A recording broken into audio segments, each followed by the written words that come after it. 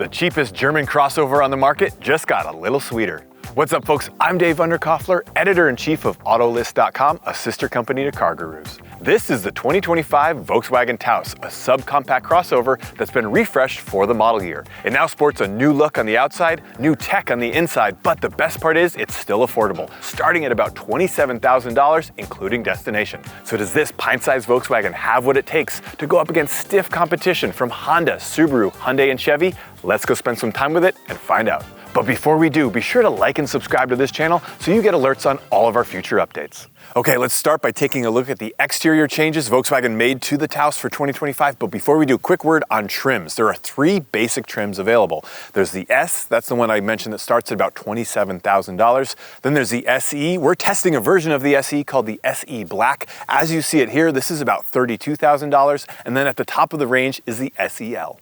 All right, let's talk styling. So the front end has been redesigned just a little bit. It's a little cleaner, a little more modern, looks more closely like the Volkswagen ID Buzz and the new Tiguan that's coming out. So the whole lineup is really starting to look more similar now. You've got this LED light bar running all the way across the front. You also have redesigned headlights and a redesigned front bumper area. Turning to the side of the Taos, this is where you really see the SE Black package that we have on this car. You've got the black mirror caps, the black door handles, the roof has been painted black, and we have 18-inch alloy wheels. Those are also black. In terms of overall size and length, the Taos is about in the middle of the compact segment. Models like the Subaru Crosstrek or Honda HR-V are going to be a little bit longer, but models like the Chevy Trailblazer or Hyundai Kona are going to be a little shorter. Turning to the back, this has also been given a design update. It's a little fresher than the previous version. You've got a horizontal light bar again running across the back here. And then on some trims, this Volkswagen logo is illuminated. All right, now let's talk powertrains. The Taos has a 1.5-liter turbocharged four-cylinder engine. It has 174 horsepower. That's a nice little 16 horsepower bump over the previous version. Torque comes in at 184 pound-feet. You can either get it in front-wheel drive or all-wheel drive on every trim. All-wheel drive is about a $1,700 upcharge. But no matter which version you get, all Taos models have an 8-speed automatic transmission. In terms of fuel economy, front-wheel drive versions are rated at 28 miles per gallon in the city, 36 on the highway, and 31 overall. If you opt for the all-wheel drive version, each of those numbers drops 3 miles per gallon. All right, now let's take a look at the inside of the Taos. Volkswagen made some really nice changes to this model for 2025. So some of the highlights, the first one is the screen here. Previously, the base models had a 6.5-inch screen. This is now an 8-inch screen. And then the driver has an 8-inch display as well. Higher end trims, the SEL, actually gets a 10.25-inch display here. It's Volkswagen's digital cockpit. It displays things like the navigation maps while you're using it. That's kind of a nice touch on the high-end trims, but you still have a really nice display here that you can configure a little bit. Another nice thing I think is a really great touch, especially on a car that starts at about $27,000. This dashboard right here, I love this stitching along here. That's something you would see maybe on cars that are $60,000, right? Not something that is below 30.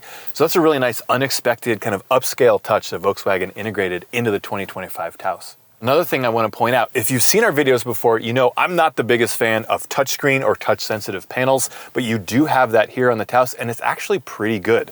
You've got a sliding bar for both the temperature, you have dual zone temperature here, so each of those has their own sliding bar to adjust that, and then the fan speed is also a sliding touch-sensitive bar. But it works pretty well in real-world use, so I do like that. All models of the Taos also have standard heated front seats and a heated steering wheel, so that's a nice touch. And then our SE model has wireless smartphone connectivity, so that's Apple CarPlay and Android Auto. You also have wireless smartphone charging down here and a pair of USB-C charge ports hidden behind that. As for this screen itself, it's actually pretty well designed. All the menus are pretty intuitive. You can find what you're looking for fairly easily, and the screen is bright and responsive to your touch. In terms of comfort, this Taos has you covered. The SE trims give you this combination of cloth and synthetic leather seats. They have really nice bolstering, very comfortable seats. And then finally, the black trim that we're testing also has a moonroof. All right, let's look at the rear seats. Now, on paper, relative to some of its competitors, the Taos has really good headroom and cargo space, while it trails a little bit in legroom. But in the real world, actually, I'm not noticing any deficiency here in terms of legroom. There's plenty of space. If you've seen our videos before, you know the drill. I put the front seats where I would have it if I'm sitting up there. So basically, I'm sitting behind myself. I'm 6'1", and I've got room everywhere you look, whether it's my legs, my knees, my feet down below. I've also got a nice width here, and then headroom is also great. So the Taos really excels at being a small package, but offering lots of space inside. In terms of amenities, down below you've got your own vents here. You also have a single USB-C charge port. Then you've got a nice little armrest right here with some built-in cup holders. And if you need extra cargo space, maybe you're passing through some skis or some 2x4s, this panel also collapses and you've got more space for cargo. All right, now let's take a look at cargo space. And as I just mentioned, you've got a lot of room in this Taos, 28 cubic feet with the seats folded up. That's more than nearly anything else in this segment, so I really like that. You also have a really low load floor. I've got two little kids. I had their bikes back here yesterday. Easy to get them in and out. All kinds of space to put other gear around it, so that's a really nice touch. The rear seats are also split 60-40, so you can fold those, but I do have two minor nitpicks. One is that when you do fold those seats flat, they're not completely flat with the load floor, so that's a little frustrating. And then finally, this door is not power operated. Next up, driving impressions. And I gotta say, I've really enjoyed driving this Taos in the week that we've had it. There's just sort of a liveliness that Volkswagen is pretty good about building into its vehicles that you definitely feel in this car. Many of its competitors are perfectly capable, perfectly fine cars, but they're not all that fun to drive on a daily basis. And this one, like I said, has a little more character to it, so I am appreciating that. Volkswagen's also really good at just bolting together a car. You get that level of German refinement. Everything feels very solid, very well made, and you definitely experience that in this Taos, so I do like that. I also really like the power. As I mentioned, 174 horsepower is what you get now. That's up 16 horsepower from the previous version, and it's put to good use in almost every scenario. It's got good power on the freeway, good power when you're on an on-ramp trying to pass, and it also feels pretty refined, right? The engine never sounds like it's straining too hard, whereas again, some of the competitors will feel like that. The only complaint I have is that this four-cylinder turbocharged engine, like many others I've driven in Volkswagens for the past 15 years, there is one situation, one scenario, it gets a little bogged down, and that's when you're at a low speed, not from a dead stop, but when you're accelerating from a low speed, maybe you go around a sharp turn and then you go to accelerate, it doesn't have torque. It takes a minute for you to get that meaningful power, so that's a little frustrating, but it's by no means a deal breaker. Overall, it's really been fun to drive this engine. Otherwise, the rest of the driving experience is really pretty good. This is a quiet car, it's a comfortable car. You can tell, again, it's got that German engineering. You could put it on the Autobahn and drive 130 miles an hour and be perfectly comfortable. I'm not saying you should, but this car feels like you could. The seats are comfortable, and it's also got great visibility. You've got a pretty thin A-pillar here, decent visibility over your shoulder, and then great visibility out the back, so that's nice. It all just adds up to a very holistic, enjoyable driving experience, and one, like I said, that is more fun than you might expect in the subcompact crossover category.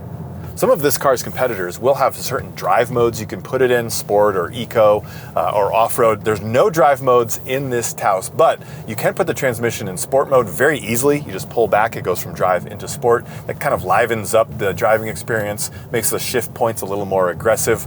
So that's nice. I love how easy that is to do. I will point out there are no paddle shifters on this Taos, so you're left to just putting the transmission in manual mode if you want that.